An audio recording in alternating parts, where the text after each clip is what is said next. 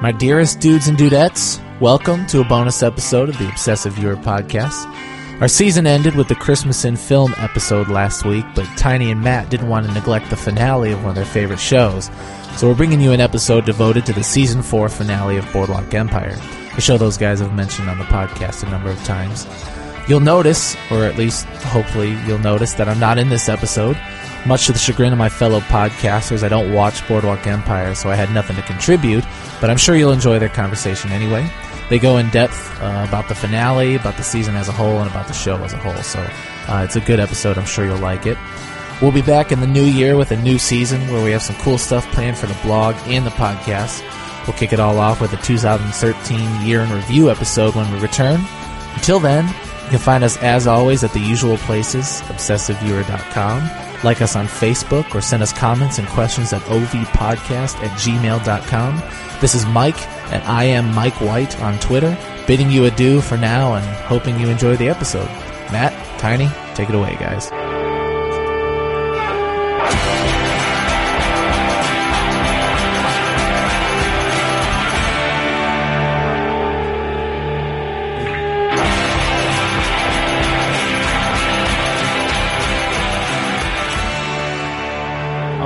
Listeners, welcome to a very special episode of the Obsessive-era podcast. I am your co-host, Tiny. Across from the table from me is Matt. That's me. I'm Matt. Hi, guys. Hey. He waved. I did. He waved, you guys. We don't have a camera yet, or ever. Yet. Maybe. Yet. I don't know.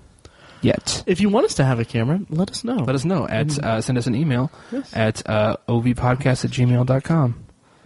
I just mimed you. That. You really did. I just, yeah. A little bit. We're a bit slap happy. We've both been up for like pretty much a day straight. Yeah. Oh yeah. That's how we roll. So this is a special episode we wanted to put at the end of our fall 2013 season. It will be about a show that Matt and I really enjoy called Boardwalk Empire. Yes. Basically, we both started watching it right from the beginning. And we've been following it ever since. And Matt, do you want to talk a little bit about why you picked up the show, what it is you like about it? Just give us a sense of Matt's opinion of Boardwalk Empire. It all started in a crowded hospital in Indianapolis in 1986, the summer of 1986. No, it was the summer of love. Yes, not so much. Well, for my parents. That's too much. Because I was born. But anyway, we're getting slap happy. Anyway, first of all, thank you, Mike, for introing us. Yeah, Mike. Yeah, you did a really great job. That was the best intro ever, and no one will ever top it. Now he has to actually do like a really good intro. He does. Pressure. Yeah, he hasn't recorded yet. Anyway, slap happy.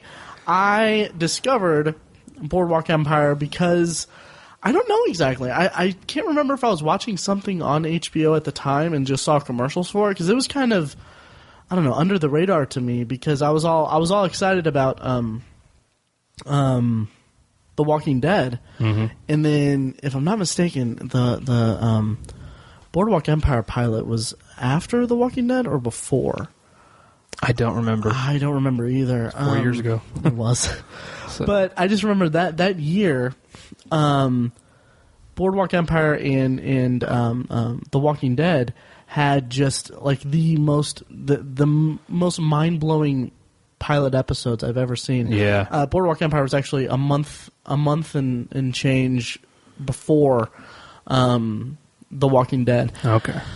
And I basically, I don't know. I had seen commercials for it on HBO because I think at that time I was still watching True Blood because Anna Paquin.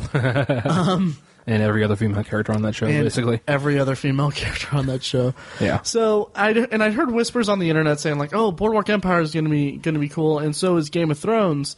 And there are these two huge budgeted TV shows that HBO has. So on a whim, or I had growing excitement for Boardwalk Empire with every commercial I saw, but the pilot episode was just absolutely astounding. It was the best, and I mentioned it on my Best Pilot Episodes blog post. But it was like almost 90 minutes long. Yeah. And directed by Scorsese. Yeah. And it felt like a Scorsese movie. Oh, totally. Yeah. Totally. And you could see you could see even from the start just how intricate the plot was, and how, I mean, at times throughout the 4 seasons, it can get kind of convoluted, but not in like a white trash soap opera on FX kind of way. but it's the perfect kind of convoluted because the cast of characters are so rich. So right. I basically watched it on a whim, followed it from then on, and now we're 4 seasons in, and I honestly think they could go for another 4. Wow. I agree. Yeah, I think they could carry it all the way to the end of Prohibition. Wow. Yeah. That'd be amazing. It really would. Yeah. Maybe some time jumps here and there. But Tiny, how did you come across Boardwalk Empire? I was definitely watching other HBO shows at the time. I think I was still watching True Blood as well. And maybe something else. But, I would see the promos for it. And as soon as I saw Scorsese's name, I was like, yeah, I'm there. It doesn't matter what it is. I'm there. I've been a huge fan of his for a long time. I think everyone has been a huge fan of his for a long time. Right. And so I was just blown away that he was going to do something on television. That was just amazing to me. Yeah. I think it's a format that suits him. I mean, I don't know if it's something he should just like full on switch to TV, but it's cool that he's trying new things, even though he's such an established person in the industry, and he's still doing new stuff. It's just really cool. So that caught my attention at first, and then I looked it up more, and Terrence Winter was going to be the showrunner, and Sopranos had ended a year or two before that, something like that, and that was one of the great shows. Right. So I figured those two teaming up is just going to be great, and always loved Steve Buscemi, the rest of the cast. So I had no reason not to watch it. I also, I'm kind of a history buff and love reading history books, seeing period piece movies. So I always I love how there's been a little bit of an influx of period piece TV shows as of late. Mad Men and Boardwalk, stuff like that.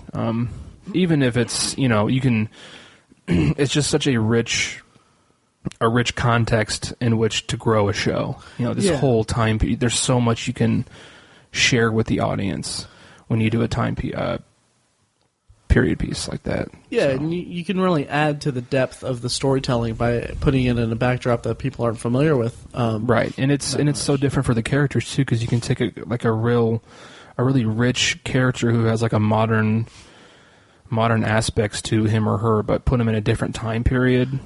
Take someone like Tony Soprano, but set him in 1920s Prohibition era. Yeah, that's just awesome. Absolutely really cool. So that's why I started watching it, and I never stopped. I couldn't wait for episodes to start. I guess just week to week. Just couldn't wait for them. So it's been great, and I'm glad that it's still doing well and they keep renewing it. So. Yeah, me too.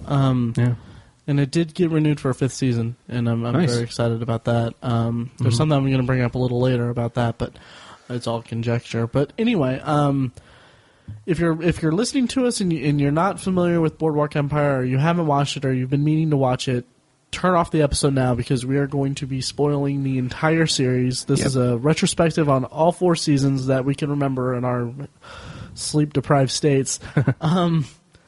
But just go ahead and turn off now. Come back to it when you wise up and watch it. I wish I knew some 1920s lingo or whatever. I know. Yeah. Just a little bit before our time. A little bit, yeah. Because like I said, it was a crowded Indianapolis hospital in 1986. Anyway, so go ahead and do that, and you can come back to it, and you'll have something to listen to. So, awesome. Spoilers on. Spoilers. Yes. So where do you want to start, dude? I know. Just like some of these other special episodes we've done. Well, I guess we've just done the Game of Thrones one, but right. I think Game of Thrones is like our really special episode because it's just me and you. But not to say anything about Mike, but we did the Breaking Bad episodes too. This is like kind of, I don't know. It's awkward. It's very awkward.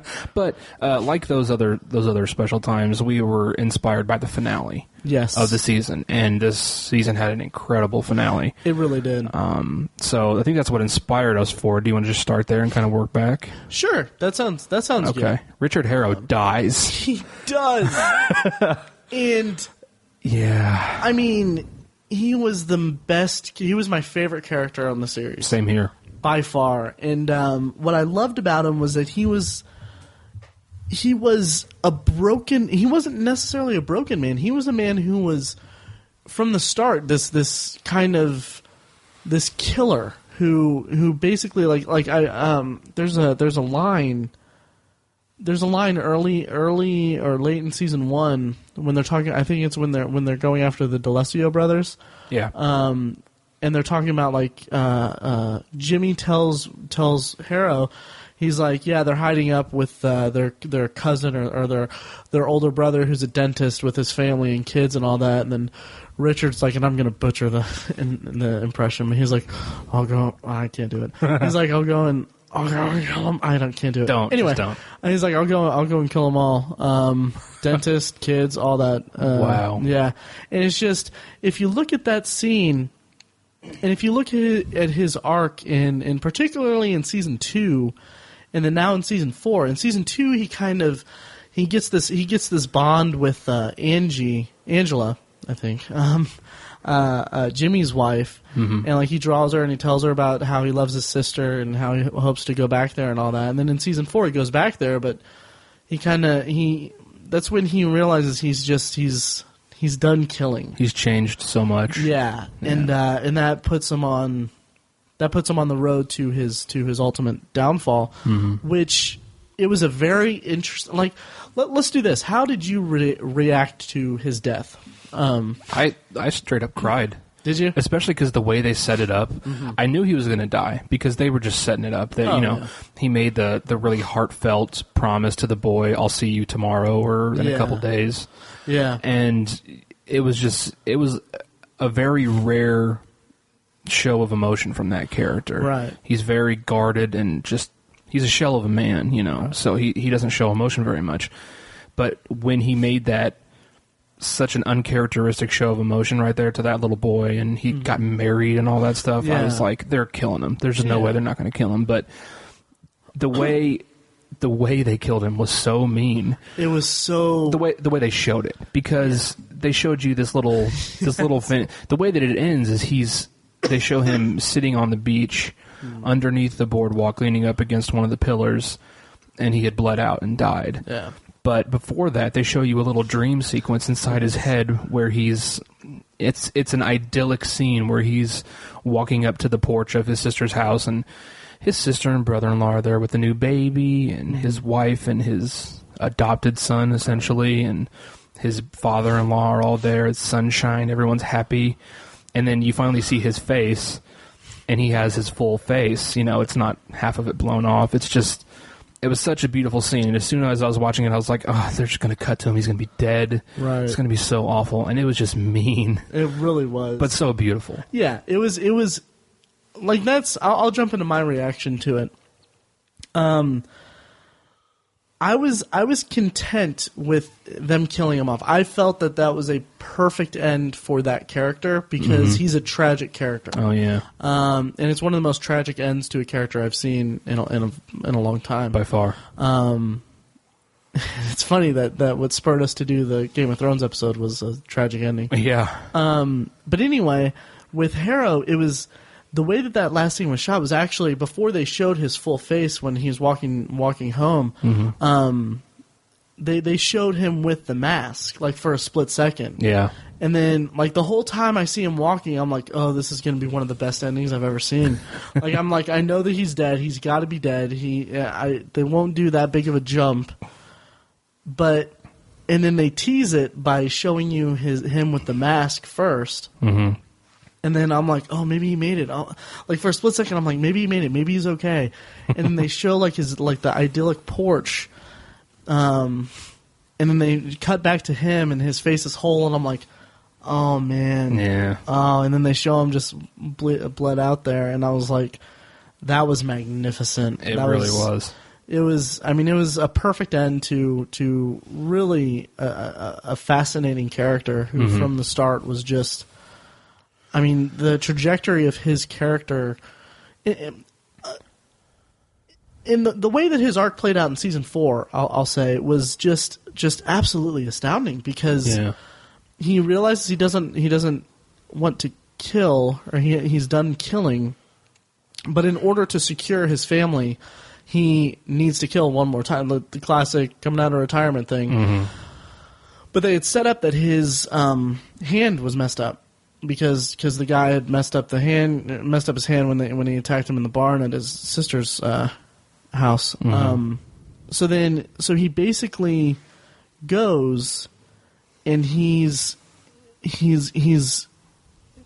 doing the one thing. He's doing his one last job for Nucky, and to go ahead and just explain everything, he ends up killing Chalky's daughter, which is just like 2 or 3 episodes before that. They had the really cool scene where he's washing dishes because he gets a legit job with Nucky. Which the whole season I was thinking like, okay, now that Owen's dead from season 3, Richard's going to be the new like muscle man for Nucky, and I felt like maybe the whole season was about him becoming that for Nucky. So I was under the completely different wavelength than the writers were. Yeah. So like, and then when he shook hands with Chalky, I mean that's a powerful scene in itself. Oh yeah, when he was in front of all of his friends. Yeah. And I think in the background on the wall you could see some kind of posters and stuff that have some kind of racial importance that really illustrates the symbolism there. But anyway, they shake hands and Chalky says like, that man's my friend, because I think in season 1 he delivered the guys that he and Jimmy delivered the guys that lynched Chalky's guy. Yeah. But anyway, and I was just like, as soon as I saw that, I was like, oh, Richard's going to be the new Dunn Pernsley for Chalky. That's what it is. Okay, this is going to be perfect. That's not the case at all. Not so much, no. Yeah, and that's one thing that I guess we can use that to springboard, I guess, into the finale itself, if you're okay with that. That is at the heart of what made that finale so great for me, was that it set itself up to where you knew that either Chalky or Narcisse were going to die. I thought for sure that Eli was going to get killed, that Nucky was going to kill Eli. Yeah. And then I thought that that Harrow was going to buddy up with Chalky. Yeah. None of that is what happened. Not so much. Yeah. And it was so organic the way that the finale played out. Like, like what was your take on, let's say the Narcisse and J. Edgar scene? Yeah, where he kind of interrogated him. Yeah, where he basically flipped him. Yeah, exactly. Yeah, turned him into an informant, if you will. Right. It was really powerful, especially those are two characters that were new this season. Right. So, 2 actors that are just kind of getting into the swing of the characters, and they had that huge, powerful scene. Right. That was really good. They both played it flawlessly. Absolutely. Which I would expect nothing less from Jeffrey Wright. Yeah. I can't remember the other actor's name. I can't remember. I've seen him in some other things, and he's been great too. But that was a great scene, and it was an interesting setup to the next season, because the way that it was playing out for this season was basically, it seemed like Valentine Narcisse pretty much just stepped into the role that the 3rd season villain, I can't think of his name.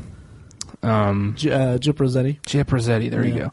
It seems like he just kind of fit into that same role, and it was like a lot of the same thing, except to an extent, the characters were different, but they were filling the same role. They were just battling with Nucky, pretty much what they're doing, battling for the territory of Atlantic City. So I was a little bit disappointed with that aspect of the story, but the character was still pretty good. I liked the whole his whole Libyan thing and how he was a militant black guy. That was cool. But I just figured, I wasn't looking forward to the end because, like, well, they're trying to kill him, and it's just going to be just like last season. But they totally flipped it and did something different where he's going to be working against Nucky in a totally different way. Right. It was a cool setup for the fifth season. I liked it a lot. Yeah, I agree. But I agree to an extent because I personally don't view Narcisse and Rossetti quite the way that you do. Okay. Because Rossetti was kind of this ultra violent, just evil. Yeah, I said the characters were nothing alike, but the role they played was the same. Okay, but okay. I'll say this then.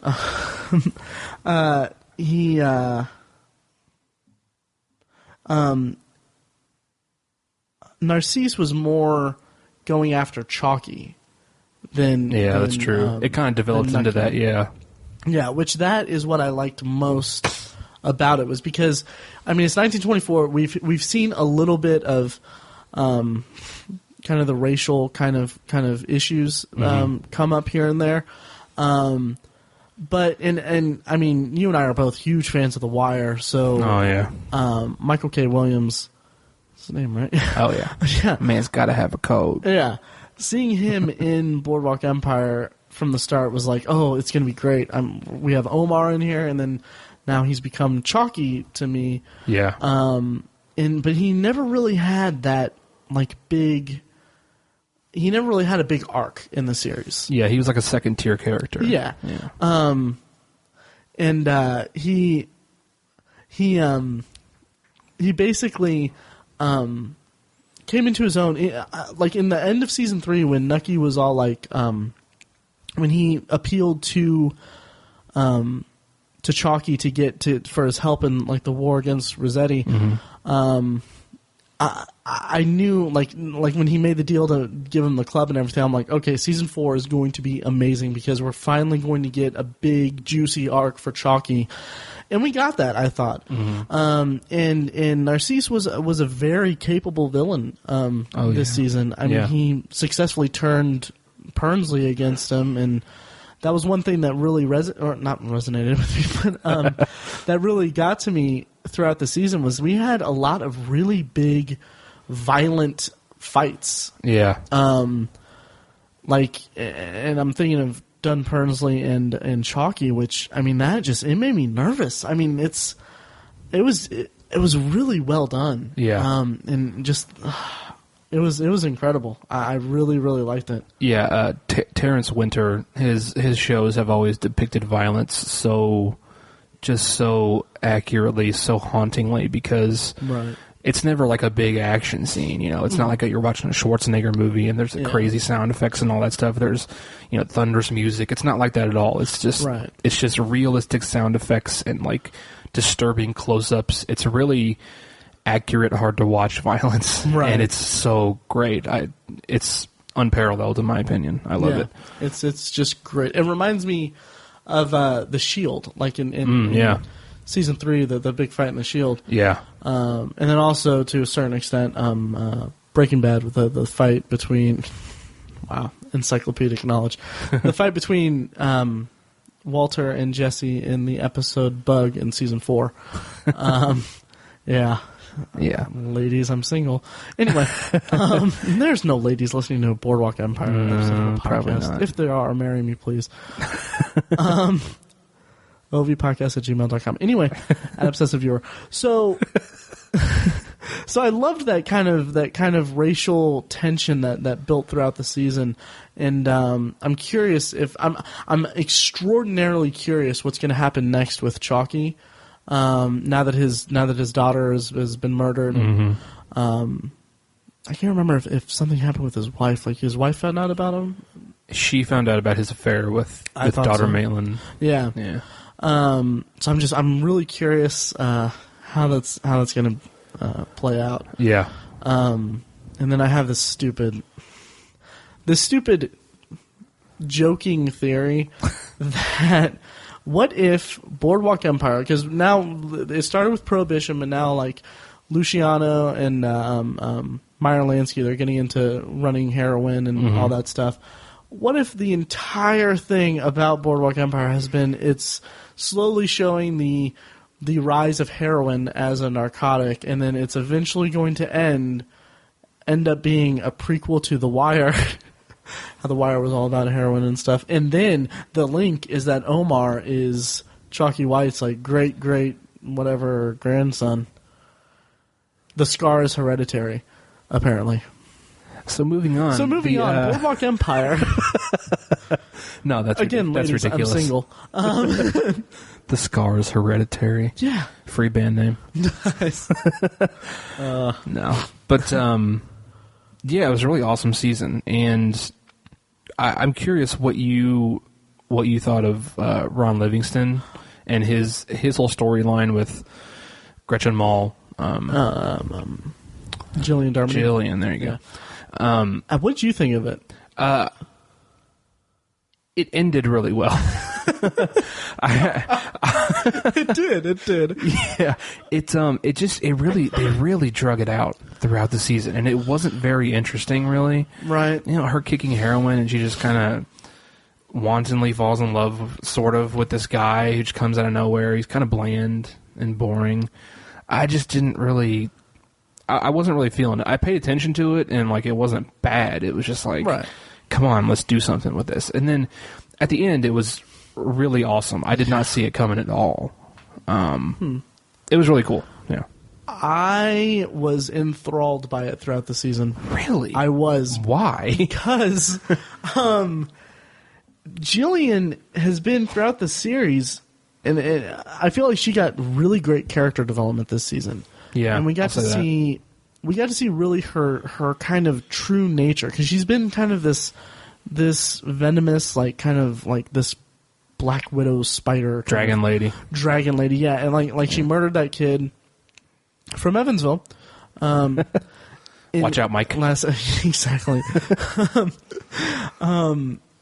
And she murdered that kid in order for her son's life insurance to kick in for her. I think or something so. Like that. Yeah. So it was just it was fascinating to me that she has been a character who, throughout circumstance and general, and actually the genesis of her path to this, the genesis of her story arc is shown, I guess, when she tells Ron Livingston about, I think his name was Roy Phillips in the show. But when she tells him about Nucky handing her off to the Commodore when she was like 13. Yeah. And like that moment is what defines her like today.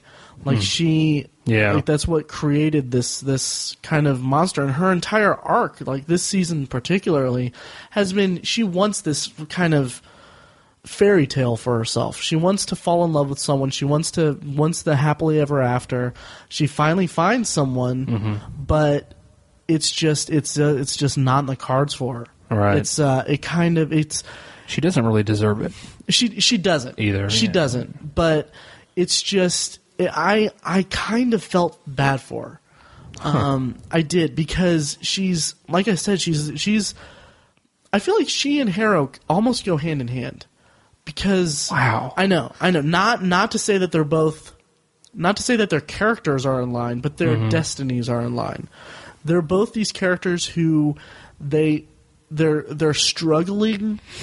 Sorry, they're struggling so hard to break free from what has defined them for so long. Okay, Harrow is this killer. Jillian is this laundry list of derogatory adjectives. But they're both trying to just break free from that, and they both have these tragic downfalls. And I mean, Harrow's is kind of like he finally found his storybook ending. Yeah, he finally found his happy ending. Unfortunately, he couldn't be there to see it, but he knows that his family's safe, and he knows that his family is waiting for him. Like he goes home to his family. Whereas Jillian, she can't break free from this. And I feel like in season 5 and in later seasons, that's going to creep up, and it's going to, I would hope, tie in with Nucky. because he's the reason why she is like this. Because when she was 13, 12, she was handed to the Commodore and that's why she had Jimmy, and that's why all of this stuff has happened to her. And what I loved most about the storyline this season was that I knew that she was trying to find this, and I knew deep down she's not getting free of it. She's not. There's something up with Roy. And then that scene at the end of one of the episodes where he's on the phone and he's like, "Yeah, I'm almost done here," or something. I was just like, I got chills because I was like, that's at its heart, that is Boardwalk Empire defined. Yeah. It is a long stream of what you could characterize as boring or slow slow plot development. Yeah. But then at a certain point, it just goes nuts. That's a good point. Actually, that's a really good analysis, actually. Thank you. The comparison of Harrow and Jillian. That's pretty good. I didn't think of it that way. That's good. Yeah. My only caveat to it would be that I think Jillian totally got what she deserved. Oh, absolutely. Whereas she was very nefarious in her actions throughout, like you said, the event that kind of defined her as a person. She was very nefarious after that, very malicious towards people. And Harrow wasn't necessarily. I mean, he was obviously a killer, a professional murderer, but he did it for money. Yeah. He didn't do it out of malice, and he deserved his storybook ending that he didn't get. Yeah. Whereas she deserves to go down, and she deserves to go to hell.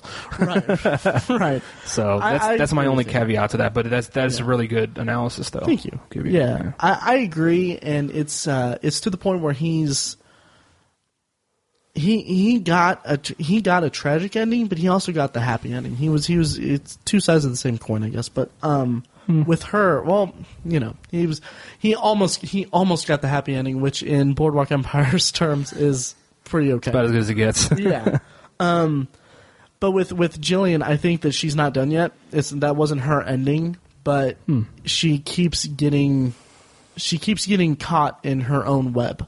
Yeah. And I feel like that is eventually. I feel like what they're thinking about, what the tone that they're striking, or what they're planning for her is that, I don't know. A post online somewhere said that it's around 1924, end 1924 now, and they might do a time jump. But they're thinking, and you know more about this than I do, so I don't know. But they're thinking like maybe the next season her arc will involve a trial. In which some things about Nucky will come to light. And they likened it kind of to like Chicago kind of era kind of thing, like where women were defendants. Yeah, there was a big, like during the 1920s, in Chicago, there was a huge spree of women who kind of killed their husbands or killed people who were close to them and became famous. Okay. It was sort of a basis for the play in the movie Chicago. I gotcha. The musical. But yeah, I know what you're talking about, so that's interesting. Okay, yeah, I can't take credit for it. That's someone online, but interesting. And then someone else online mentioned that around 1925, like summer of 1925 or something, there's a huge, like the biggest tornado to hit like the Midwest like ever. Oh, really? Strikes, and like it goes through like 4 states, and like Indiana's one of them, Illinois, and like they're thinking like, what if she is on her way to prison or on her way to court when that hits or whatever. Huh. I think it was more of a joking kind of thing, like she has such bad luck. But I thought that'd be interesting. I don't know, with the production value of Boardwalk Empire, it'd be interesting to see something. Welcome to the Plagiarism Podcast. Yeah, exactly. Where we just pull opinions offline. Yeah. I wish I could, just kidding. I'm just kidding. Yeah. It's all on Reddit /r/Boardwalk Empire. But go ahead. But back to Ron Livingston. He's great. I think he's actually he would be so great on television. Yeah, because I've seen him in a couple. He was on Band of Brothers. Right.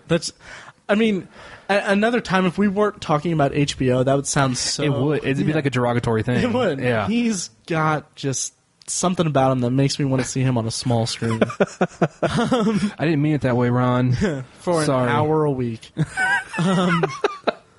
No, I get what you're saying. I agree. I think just seeing him dive into a character for years would be so like just pull a Bryan Cranston with Walter White and just dive into a character. That'd be so great. That'd be amazing.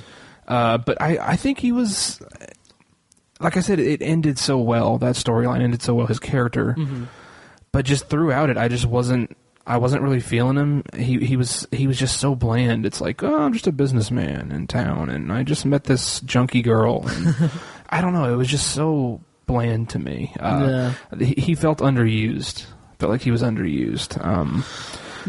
I'm hoping. Not to his fault. I'm not saying he gave a bad performance, right, or anything like that. I think it's just they could have written the character with a little bit more flair or depth, panache. I agree, if you will. I would hope that he returns. Yeah. Because what I loved most about it was that around the time it started airing, this season started airing, I came to the realization I don't own this show on Blu-ray, and it is like one of, if not the best looking show on TV. It's gorgeous. It's absolutely beautiful, incredible. And it's just it's mind-boggling how they are able to just create it. Yeah, it really in such is immaculate detail. But so I bought up like over a 3-week period. Every paycheck, I'd go to Best Buy and I'd buy the Boardwalk Empire Blu-rays, which is something I don't normally do because I usually wait until the series ends to get it. Like I did with Breaking Bad, but with Boardwalk Empire, I was like, I need this show. I don't even care. So I got him, and I was so antsy that I started watching the special features. Yeah. And on season 3's special features, there's like, by the way, making the case for buying the Blu-rays, they're amazing. The obviously the special feature, the picture quality, but they have the special features are like, if you're a history nerd like we are. There's a lot of like what's going on in the world of Boardwalk Empire in the real history, and it's just it's fascinating. But anyway, in the season 3 one, I believe they had a thing about the Pinkerton Detective Agency. Nice, which I meant to watch it again or read it before we recorded, but I didn't have time. But anyway, basically Pinkerton. Are you familiar with them at all? I wasn't until that finale, and then I googled it. Right. I guess they had. You may know more than me at this point, but I guess at one point they had the Pinkerton Detective Agency had more law enforcement agents than the U.S. government. Yeah. The U.S. government. Yeah. They were very prominent, and they were very famous for going the distance in their investigations like that. And they were old. Like, isn't the agency like older than the country? I think so. Yeah. It's like goes back to like the 1750s or something. Yeah. And it's crazy. It's really cool. I think Pinkerton is a historic name. Like, I think he was a senator or a congressman after the country was created. Maybe he may have signed the Declaration of Independence. I don't know. Oh wow! I think that's how famous the name is. I may be wrong about that. You can tell we're professionals here, right? And we research everything to the T. Yeah. But I want to say it's something along those lines. Huh? But yeah, I'm not sure. But I'm trying to get Wikipedia now. But anyway, yeah. But I mean, the most reliable source on the internet, Wikipedia. Right. What are you gonna say? Actually, according to Wikipedia, it was established in 1850. Oh, dang. Yeah, but I was only off by 100 years. Right, but yeah, I get they're still in operation today. Yeah, it's crazy. Yeah, but it was just cool to see that after I like that it gave that scene more weight, and I really hope that Roy Phillips comes back in next season. Because I mean, like you said, I'm not going to make the argument. I'm not going to argue against your point about Ron Livingston being underused or being kind of bland. Because I mean, like I said, it's a slow burn show. Yeah, his arc was a slow burn. Yeah. But I feel like it only can bring more. Okay. Because I feel like he fits well into this world. Okay. And that hopefully he comes back. Fair enough. Yeah. Yeah, I'd like to see more of him. Yeah, me too. Oh, yeah. Did you also like the cameo from Jimmy Darby? Yeah. They dug up his body, so you saw his skeleton. God. Nice. Yeah. It's not insensitive. Good job, Michael Pitt. He's a real method actor. Oh, my God. That would be horrible if he actually died or something. Yeah, it would be. But, oh, man, I'm so glad he didn't. Yeah. Well done. Yeah. By the way, if you look on, we'll put a link in the show notes. But there's Ron Livingston has one video he's ever uploaded to YouTube, and it's him doing Keyboard Cat. Oh my god! It's the most ridiculous thing ever. But I want to. How about let's switch gears. Let's switch from Atlantic City. Let's talk about Chicago.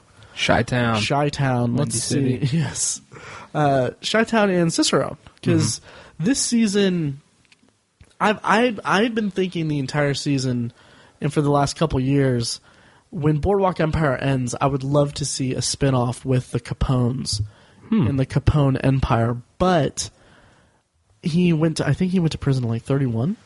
Sounds right. Yeah, so it would be pointless to have a spinoff show at this point. But I loved kind of the power struggle, I guess. I loved seeing him interact with his brothers. Special mention to Dominic Lombardozzi. Dominic Italian. Yeah. But what I loved more about that was how it was steeped in history. Yeah. Which, did you know anything about his brother getting killed? No. Yeah, I didn't know either. And then, like, after it aired, I was like, okay, April Fool's Day. Yep, that was the day. That's so awesome. How about Dean O'Banion? No. See, I knew about that. Really? Yeah, I knew that he got murdered, whacked, I guess, in his flower shop. And what I loved most about that was well, how about let's just talk about Michael Shannon. Yes, Van Alden. Yes, Van Alden / George Mueller. His entire run this season was fantastic. Yeah. I felt like he was put into this struggle, this struggle over territory between the Capones and O'Banion. As I felt like he was, because he's a fictional character. I feel like he was like the audience's like witness to history. Yeah, and I loved that, and I was very curious if he was going to end up killing O'Banion, which he didn't. But because I was kind of curious if maybe it was unsolved or something. But but what did you think of Michael Shannon this season? On so many levels, I'm impressed because just from stepping back from the show, if you look at Michael Shannon, he had a huge year. You know, he was the main villain, and he played, Zod in the Superman movie. And so a lot of actors, who are popular on television or on a popular television show like this, they'll do a movie in between seasons or something like that. Right. And they'll come back and they're kind of like half-assing it a little bit. Like it seems like they're just, they're treating their TV show like a stepchild. They're not really giving it their full effort. Absolutely. But Michael Shannon did the opposite. Yeah. I mean, he came in and played, because he was a muted character. His character was very muted. His arc was very muted this season. His expression, he was very, very internalized, and he had a few flashes of just flash in the pan stuff where he just went nuts. Right. But the times where he was muted, it was so, I loved it for the character because he's not a gangster. He's not a criminal who's used to doing horrible things to people, even though he has in the past. But it's like he's trying to figure out how to be a gangster. Yeah. Throughout this season, and he just plays it so well. He's not sure how he can be loyal to both parties, the Capones and O'Banion. He's not sure how he can slip away from one and join the other, or does he really want to join the other one? It's just, you can tell he's just trying to work stuff out in his head, but he doesn't know because he's not an experienced criminal. Right. And he just played it so well. He's just an immaculate actor. He really is. I can't wait to see what he does with this character and in the future. Yeah, and I love. We'll get to Eli in a minute, but I just love that scene in the finale where they look like where Van Alden is picking up Eli Thompson to take him into like hiding, or to take him to Chicago, and it's just that there's this moment where they kind of look at each other and they have this recognition, and it's just like, all right, get in the car. Yeah. And it's just, I think that there is a lot of potential for just unbelievable storylines. Oh, yeah. Definitely. And I really hope that they follow through with that. But there was, for me, for Van Alden, as soon as he became George Mueller a while ago. Right. And throughout, I think it was throughout season 3, he was kind of this caged animal. He was this little door-to-door salesman, kind of living the low life or living a quiet life or whatever. It was like he was a caged animal. He didn't fit. Yeah. And he has all this pent-up aggression from being a prohib and going after criminals that, like you said, he doesn't know how to be a gangster. He doesn't know how to be a criminal. But he has all of this aggression. Like that scene in season 3 when he attacks his coworker with the iron. Yeah. It's like they play it up kind of for comedy a little bit. Yeah, a little bit. But it's also just this beautiful sequence of violence where it's literally they recoil in fear as he yells and screams, and it's literally like he's a caged animal. And throughout, I loved that scene in season 3. But then seeing him revert back to George Mueller and kind of this quiet, dopey guy, I got really tired of it throughout the season. Oh, really? Yeah, it was kind of, I was like, okay, we already had this. We've had this for a couple seasons now. Yeah, that's fair. Yeah, but that scene where he kills his former coworkers in the alley. Yeah. His line is, I can't remember if it's I'm or I am, but he's just like, and this is a poor impression, but he's like, I am relaxed, and he just fires. It's like I kind of felt like that was his I am the danger line. It was his coming out party. Yeah, it was like that was his. It was similar to Breaking Bad in the I am the one who knocks kind of scene. It was like you can see the transformation. Which I don't say that lightly, because that scene in Breaking Bad is one of my favorite scenes just in general. Because that's a perfect showcasing of acting. And it was very similar for Van Alden, because that was the death of George Mueller. It was an embrace. He was embracing his new persona. Yeah, essentially. And just seeing how tight he is with the Capones and bringing Eli into the mix, it's gonna be amazing. And I mentioned that he doesn't. I said earlier he doesn't know how to do terrible things. Obviously he does, right? But it's from such a different place, because during that, like you said, he's been kind of muted for the past couple seasons. But during that first season, he did several very violent things. Yeah, but they were from a viewpoint of righteousness. Yeah. He thought he was being. He was adjudicating through violence. It was justified. It was part of the law, part of man's law and God's law. Right. But this is from a place of sheer villainy. You know, he's a criminal now. And it's just something he had to figure out how to do. So while he has been violent in the past, it's from a different place. Yeah, it's sheer lawlessness, and it's what he's worked so hard in a past life to fight against, and it's just it's gonna be. I can't wait to see how they do that. How they go forward with that. Same here. Eli Thompson and Will Thompson, was it Will? Willie, yeah, Willie. Will, yeah. Willie. His son. Yeah, let's talk about that. I was gonna talk about the Vernon Knox storyline, but we'll talk about him in a minute, because I like Brian Garrity as an actor. Yeah. But we'll talk about him in a minute. But Eli and Willie and Nucky. There was that just amazing scene where Nucky is about to kill him, about to murder his brother, which he kind of had it coming. I mean, oh yeah, yeah, because I mean, that's like the second or third time that he's betrayed him. Yeah. And his heart's in the right place, I guess. But I mean, he also, all he had to say was, "Hey, Nucky, this dude is trying to flip me. He's using my son against me.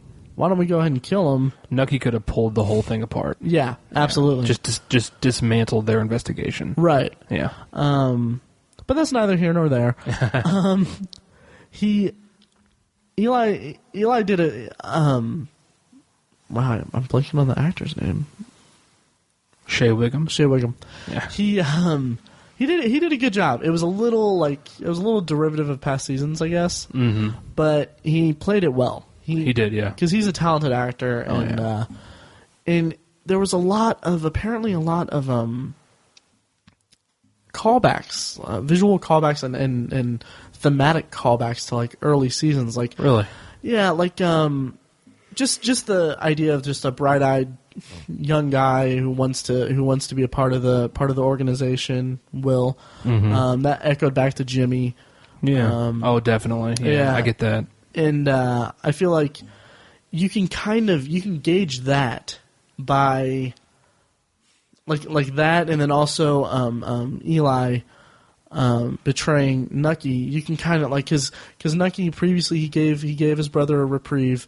But now it's just no question. Like, yeah, I'm going to kill you because, you deserve to die. Yeah. And it's like you can kind of see the evolution of Nucky Thompson and the way that he handles business throughout the series by these two characters that are in his life. Mm-hmm. Because if Will hadn't shown up, he would have murdered Eli, cut and dry. Yeah. And then there was a scene that there was a line that Eli said. He said that you don't have anything. Your wife is gone. You don't have anything, and now you're trying to steal my son, or something like that. Yeah, something along those lines. Yeah, he was, and I was like, wow, he's kind of off base. But then that scene where he's kind of where you see Nucky kind of takes Will in, and he's like, it gets easier. You're gonna learn a lot, or whatever. I don't remember the line. See, but I kind of see that as, I don't mean to interrupt, but I kind of see that as more business than family. You know what I mean? Okay. Kind of like how he took in Jimmy, because he ruthlessly, cold-bloodedly murdered Jimmy later. Right. So he didn't. He treated him like family and all that stuff. But in the end, he's not family, so he's expendable, and he's part of the business, and so he can be expendable. But it's interesting because Will is his family. It's a little bit different. Right. But yeah, I get what you're saying though.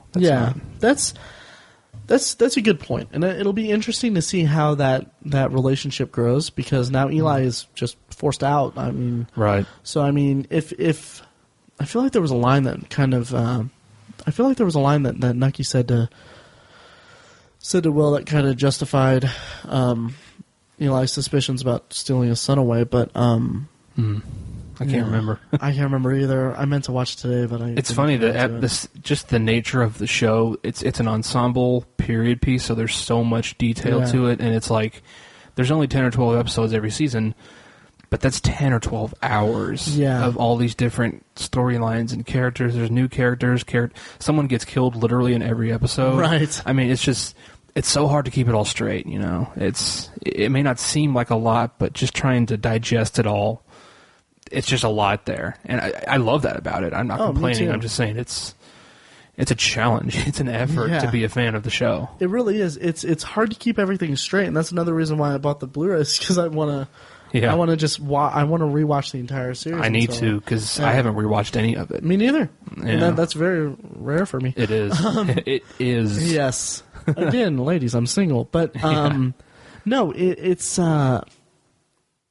it's something that the show is so densely packed with, just so much stuff. I mean, so much just rich storytelling, and it's all intricately connected. Like I said, with Jillian, she could kind of be seen as a sideline character, or kind of a superfluous character that's only there to give background for the rest of the show, or to kind of give something to fill time. But she has this connection to Nucky that caused this pain and everything, and now she's going to be imprisoned or whatever. Yeah. Why wouldn't her Nucky's discretions come up with her as a way? Because like you said, she's kind of a snake. She's a villainous entity, or she's Dragon Lady. A Dragon Lady. And she'll do anything to survive. Mm-hmm. And Nucky could be in her crosshairs. Right. Definitely. Which he has a lot on his plate right now. A little bit, yeah. Yeah. Cool. I'm going to move on to Vernon Knox. There you go. I couldn't think of the character's name. Brian Garrity from what all was he in? He was in Hurt Been in Locker. a lot of stuff. He's played a lot of military guys. Yeah, he is. Hurt Locker and Jarhead. Jarhead. He was the guy that Jake Gyllenhaal almost killed or something. Yeah, that was such a great scene. Yeah, it was. He's a good actor. He is. And he's versatile. He is, and he played that role really well. Oh yeah. And it was. Especially his opening scene. Yeah. Because you just didn't. He was so. He looked like a wide-eyed kid. Mm-hmm. That's how he was playing that first scene. He played like a wide-eyed kid, like, oh, I don't really know what I'm getting into, but I'm excited. And then in the end, he just blatantly murders a fellow G-man, if you will. Yeah. It was just like, whoa, what just happened? Right. And he played it well from there. Yeah. You know. And anytime he had scenes with J. Edgar Hoover, which we'll get into that too. Oh yeah. Like I did the history nerd equivalent of a girlish squee when I saw J. Edgar Hoover on screen. Yeah. It was awesome. But with Brian Garrity's performance, it was kind of, and he played this intensity when he it was Warren Knox, not Vernon Knox. Oh. Vernon Knox sounds cool though. It does. I feel like that's from something else. But anyway. Yeah. If you tell me what that's from, I'll give you a gift card to Amazon. Surprise. Yay. But anyway, he played this he played this intensity just really well, and it was kind of this disturbed intensity that's kind of, I don't know. It was just fantastic. He was like super, super eager to please. Yeah. Like he felt like he just had to give everything to prove himself to J. Edgar Hoover. And that's an interesting thing to see. You know, that kind of pressure on him. Absolutely. Yeah. He was also in the little seen or little known, I hope, horror movie ATM. Oh. Also had wow, what was her name from? It's probably a good thing that you forget. Yeah, well, she's really hot. Alice Eve. Anyway. Oh, nice. But anyway, ATM is a horrible, horrible movie. But yeah, and he's a really good actor, and it was really cool seeing him. I mean, even if it is just one season, and that's another fight scene. Oh man, that was just so brutal. He tried to gouge his eyes out. Yes. Oh my god, that was so brutal. It was hard to watch. Yeah. It was so hard to watch, and it was a testament to the series, to the shows. Yeah. I bet that must have been so hard to film. Yeah. I can't imagine. I mean, it probably took them a week to film it. Oh yeah. I can't imagine how they filmed the entire series. Yeah. I mean, it's just the scope of the series is just magnificent, and it hurts me that there doesn't seem to be that many people watching it. At least I don't feel like there is. It's not part of the. I feel like Boardwalk Empire should be maybe not near Game of Thrones' level, because Game of Thrones comes from, source material and stuff, and it has a following. But I feel like they both kind of are kindred spirits in storytelling. Yeah, I can see that, definitely. Yeah, and I wish that more people would pay attention to. Yeah, I wish it was more part of the pop culture, like Game of Thrones has become. Right. Like, I want to see a Key and Peele sketch where they're talking about Boardwalk Empire before they get into their silliness. Right. But on to J. Edgar Hoover. Yes. I was beyond ecstatic to see him in this, because the criminal justice nerd in me and the historian nerd in me, people may not know that for 40 years, almost 50 years, J. Edgar Hoover was the head of the FBI, and he was secretly the most powerful man in the world.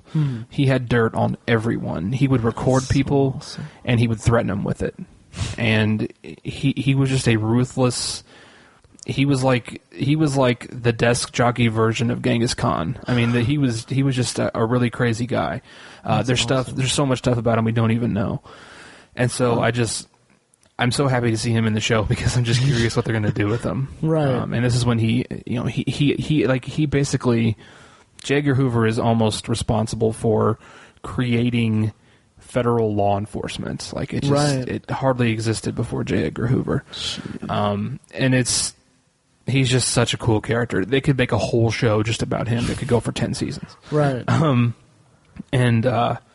Have you? No, go ahead. Have you read any biographies about him? I haven't. Okay, I was just wondering. I've just kind of pieced information together that I've read about him over the years. But he, like I said, there's a lot that people don't know about him because he was very, very secretive. His best friend, one of his best friends, was his secretary, who everybody thought that he was in love with, but there's all kinds of theories that he was actually gay. Right. Cross-dresser too. Yeah. I kind of wonder if they're going to touch on that at all. I don't know. I'm curious. Yeah. But his best friend was his secretary, and when he died, she spent, I think, maybe when he lost power. I don't. Like I said, I haven't studied him extensively, but either when he lost power or when he died, he let her know, and she spent hours destroying documents upon documents upon documents. Jeez. I mean, he probably had the craziest information you can imagine. We just don't know because the documents were destroyed. So it's such a waste. It is. The scope of his influence will never really be known, but it had to have been monstrous. So I can't even imagine. History tangent over. Yeah. The actor's name is Eric Layden. Eric Layden, okay. Who he was in... Is he American? Is he? That's a good question. Yeah, Houston, Texas. Oh, cool. He was in... One of his earliest credits is in The Nick Cannon Show. Oh, wow. Yeah. I know he was in Generation Kill. Was he? Briefly. Yeah, he was. He was actually in like 5 episodes. Yeah. So. Or 7 episodes, actually. So that's the whole series. Oh yes. Yeah. But yeah, he's been in some stuff. I'm Mad Men, I guess, and he has an interesting resume. But I can't wait to see where he ends, how he ends up being portrayed. One of my favorite lines from the season was something he said. It was where Knox was trying to pitch the idea of this investigation against, the Capones and the Italians in New York, and he was pitching organized crime. Right. And J. Edgar Hoover says, "What, an organized group of people committing crime? That's preposterous." Right. Which organized crime has become a whole genre of existence. Right. Since then, we know about La Cosa Nostra and all these different mobs around the world organized crime is a fact of crime around the world, but it's just at the time it was just so preposterous to think of it. Yeah, that was just such a cool line that they put in there. I was absolutely happy to see it. And it was. I mean, organized crime was born out of that time period. Yeah, and at least as it pertains to the United States. Right. Yeah. Yeah. So that was awesome. Yeah. If you're looking for books on organized crime and the history of organized crime and stuff like that, I think T.J. English has written a few. Right. And he's really good. He's a really good writer. Awesome. So yeah. What else should we talk about? I don't know. It's kind of funny. Like, we've been talking about this 4th season, and we've covered pretty much the whole season. Yeah. But we've barely mentioned Nucky. I know. It's funny. He was like an ancillary character this year. He kind of was. And it was kind of refreshing, to be honest. Yeah. And like I said, some of his actions were I mean, everything that he did was kind of acted as almost as a mirror to his past actions. And it kind of, I think this whole season for him was about showing his evolution as a criminal overlord, I guess, or whatever. And it was just kind of seeing how he does business. Yeah. And I'm curious how that's going to play into season 5. Mm-hmm. And the Tampa stuff, how'd you feel about that? It was interesting. I don't know if it's historically accurate. I don't know. Yeah. I have no idea. So maybe they just kind of threw it in there because it's part of the history. Maybe. But it wasn't bad. It was interesting. Right. The love interest thing is kind of interesting with Patricia Arquette. Right. Just because she's such a stark contrast to Margaret. Yeah. She's just so different. Most of the Tampa stuff just didn't really didn't really do much for me. Yeah, that's understandable. Yeah, I've also really loved what they've done with Meyer Lansky. Yes, because man, he's an incredible actor too. Oh man, he's incredible. His name, I can't remember his name. It's a very ethnic name. I think he's actually from like he was born in Belarus or something like that. Huh. I might be off, but he has a unique name. Yeah. I don't know, but the character, the part where he pitches himself to Nucky, like let me get involved in this deal. Yeah. Well, Rothstein is losing all his money. Yeah. His performance, I loved that performance so much. Me too. And he I think afterwards he goes into a back alley and beats the living crap out of some guy. Yeah, out of the guy that was making Jewish. Yeah, remarks. and I think he's speaking. I assume it's Yiddish. I don't know. Yeah, I mean, I assume that's what it is, but Hebrew. I don't know. Right, we're racist. But man, he really knocked his performance out of the park this year. It was absolutely astounding. I loved that. I loved that episode. It was kind of, I wouldn't say filler episode because none of them are really filler episodes. Yeah, but it was more of a character development on his part, at least. It was kind of I don't know. It was a really strong episode for him. Yeah, I don't know historically where Meyer Lansky and Lucky Luciano end up or how they play out, but I know that it's their history, the genesis of their history, or the genesis of the partnership is kind of not really that. It's kind of mysterious, not mysterious, but kind of not very. It's not like established history. Yeah, it's not widely documented. Okay. So I think the show's kind of had fun with it. But now that they're kind of getting into their thing, I kind of wonder how much. I kind of wonder what happens because I don't know much about their history. Mm-hmm. But I'm really excited because both and the actor's name was I'm going to butcher this, Anatol Yusuf. That's right, I think. Yeah. Nice. And I don't know where he's from, but okay. But yeah, just seeing him and Lucky Luciano, see them interact is really cool, and I want to see most. Same here. More. So I know we're running long, but I just want to mention we kind of didn't mention this at all, but I just want to make one mention of it. Eddie Kessler. Oh yes. Yeah. Oh, how do we forget Kessler? I know. Harrow kind of overshadowed him a little bit. Oh yeah, definitely. And plus he died like mid-season pretty much. Yeah. Which that was a great episode. It really was. Again, another good Brian Garrity episode too. Yeah, a good for the interrogation scene between the two of them. Yeah. Awesome. Oh yeah. Yeah. But yeah, I was just I had a funny joke, but I don't know. It was really cool. The way that they played it out. I mean, it sucked to see him go because he was a really cool character, but I mean, you could kind of tell he was headed that way. Yeah, or headed to a downfall. It would have been difficult to expand his character. Yeah. And I did not intend for that to be a pun, headed toward a downfall. But yeah, pun.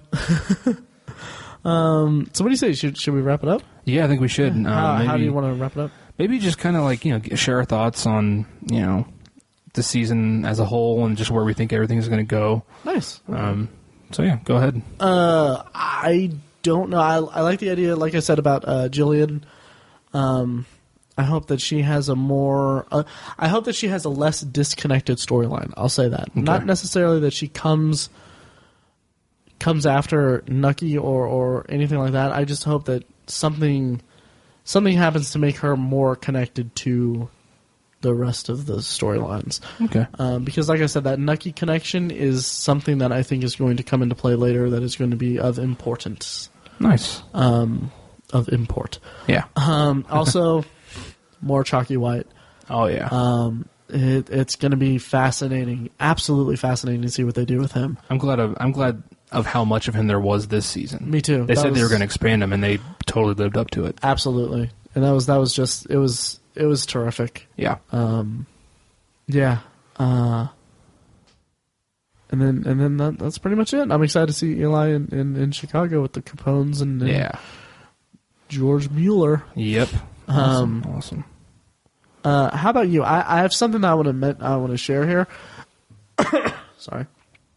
But how about you? And then I'll You can Okay, yeah, and I have something to throw in after you go too. So Okay. perfect. This is going to be a never-ending episode. It is.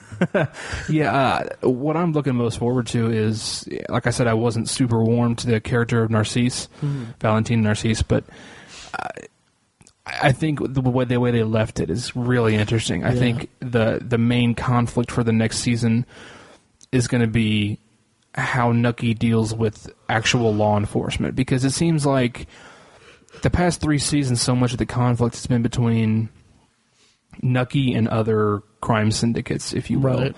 You know, the Capones and Torrio, people from New York and stuff like that. Chip Rossetti. Right. So it's been such a crime battle that it's really interesting to see how he's going to have to deal with. The main conflict is going to be law enforcement based. That's going to be interesting to see how that gets ramped up. Yeah. I'm looking forward to that.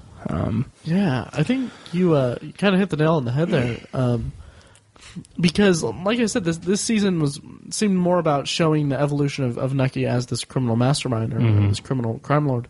And I feel like maybe that was set up for next season, because, I mean, you're right, he hasn't really gone up against law enforcement. Right. He hasn't gone up against J. Edgar Hoover's law enforcement. Yeah. So, yeah, that'll be fascinating. I love it. So, yeah, that's what I'm looking forward to. Nice. So, did you want to do yours first? Sure, yeah. Okay. I just wanted to...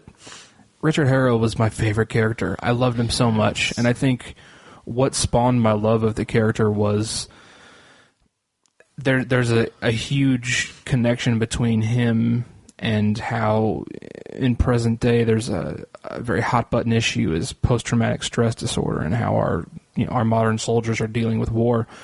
And the concept of post-traumatic stress started after World War I. Because World War I was... It's a very understudied, underappreciated moment of history to Americans. In Europe, it's a huge deal if you go over there. But Americans just don't know a lot about it because we were barely in it.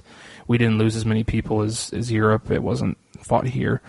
But it was absolutely awful. They called it the Great War, obviously because they didn't know there was going to be a second World War.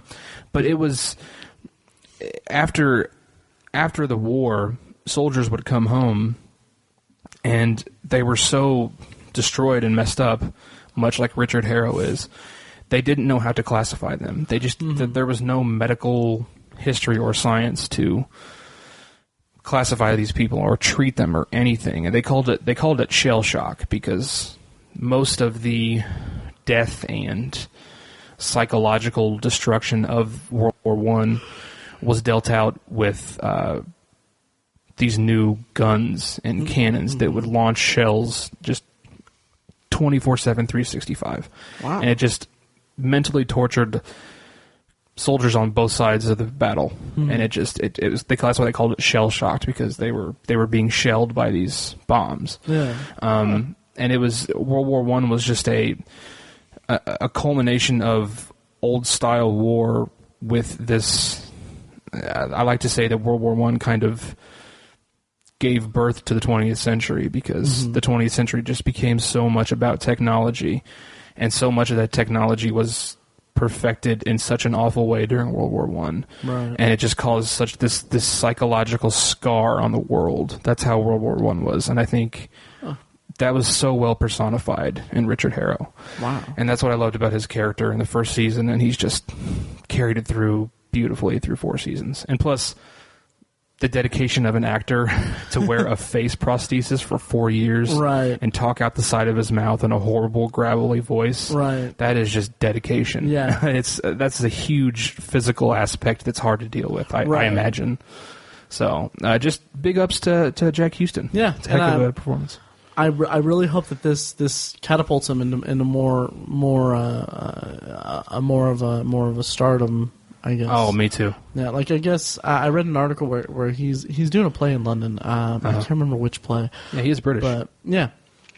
But I just hope that it gives him a lot of stuff.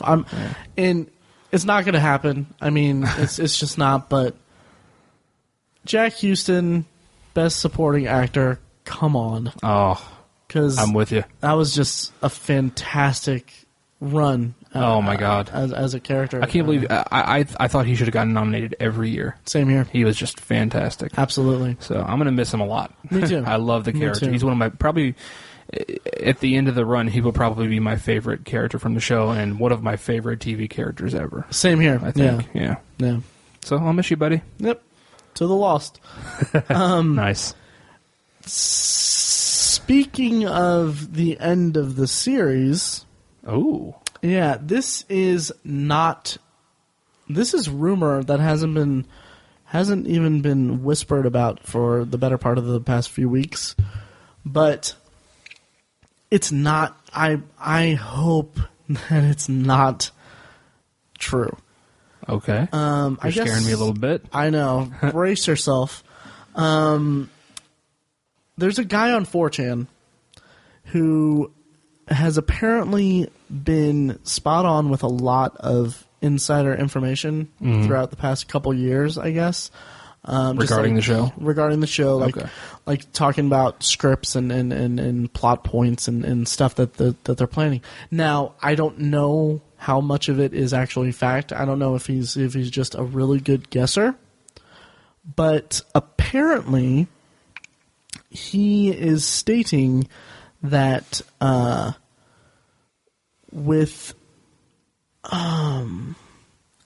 HBO is potentially looking at I don't even want to say it, at the 5th season to be the last. Wow. Not only that, but they're talking about a slightly reduced order of episodes. Dang. Which I do not want that ever. Yeah, at all. me either. Because there is so much story left. Oh yeah. Just so much left for them to do. Ideally, I would love to see them go through until, like I said, until the end of Prohibition. Or I guess there's a summit between all the crime bosses at some point, like historically. Oh wow. And I want to see it end there. I think it's like maybe 1929. Okay. Nice. Yeah, so it would be cool to see that, but I mean that's another 3 seasons with the time jump. And they have so much stuff. It's such a rich series that they can totally sustain it. Absolutely. But I guess it all comes from Terrence Winter has this has that Bobby Cannavale record executive drama. I think it's like set in the 70s where Bobby Cannavale, it's something about music. But anyway, he has that kind of on the back burner. Okay. And I think they're kind of anxious to get that off the ground. Interesting. Yeah, so hopefully that doesn't come to pass. Like I said, this is from an article dated December 5th, and this is today. It's 15 days after that, and we're releasing this a week later. So yeah. Hopefully it's been renewed for a 5th season. Thankfully, hopefully it'll get many more. Yeah, or a few more, several more, a handful more. Yeah, I guess does that do it? I think that about covers it. I mean, we said a lot. We did. Oh man! But like we said, it's so rich. There's so much you can talk about. Yeah, and what's mind blowing to me, Tiny, is that we talked about the 4th season. Yeah, we didn't mention almost nothing from the past. Nothing from the past seasons. Yeah, and I mean, I could go on for another hour about Harrow's assault on the brothel, I guess. Yeah. In the season 3 finale. Yeah. I mean, there's so much to the show. So yes, if for some reason you listen to us without watching the show, watch the show. Yes. I mean, you will not be disappointed. Yeah. If I'm going by the Obsessive Viewer grading scale that you can find at obsessiveviewer.com, Blind Buy. Yeah. And I guess, well, it's a TV show, so theater doesn't really count, but Blind Buy the Blu-rays because it is so worth it. Yes, it is. I agree. I think you can find the Blu-rays for like $35 or something. No, that's not bad for HBO. Yeah. So yeah, Tiny, you can just go to like Best Buy or even order on Amazon. And you can own the Blu-rays of the show. Really? Yeah. Yeah. You yourself, you can. Hint, hint. Hint, hint. No, so Do you want to count us out? Yeah, I'll do it. Get her done. All right, guys. That's our special Boardwalk Empire episode. I hope you guys liked it. We kind of stuck to season 4, like we said, but there's just so much to cover. So thanks for joining us today. We loved having you. Check us out on the internet. Go to Google, type in Obsessive Viewer. You'll find us all over the place. We have our own blog where we have back episodes of the podcast. We are on Facebook at the Obsessive Viewer. All 3 of us are on Twitter. Matt is at Obsessive Viewer. I am at Obsessive Tiny, and Mike is at I am Mike White. And you can send us an email at ovpodcast@gmail.com. Go to a cool website called podcastland.com and vote for us for Podcast of the Month. It's real easy and quick. You won't get spammed or anything.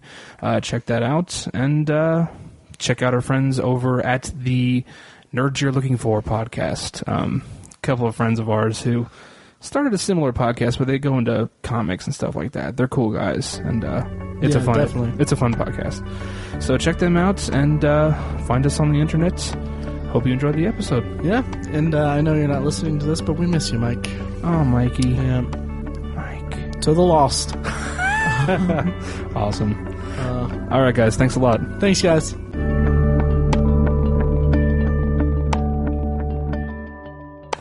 All right. Okay, do you want to bring us in since you're doing all this Wow, pressure. I know, right? Yeah, that's fine. I can do it. Okay, cool. All right, don't fuck it up.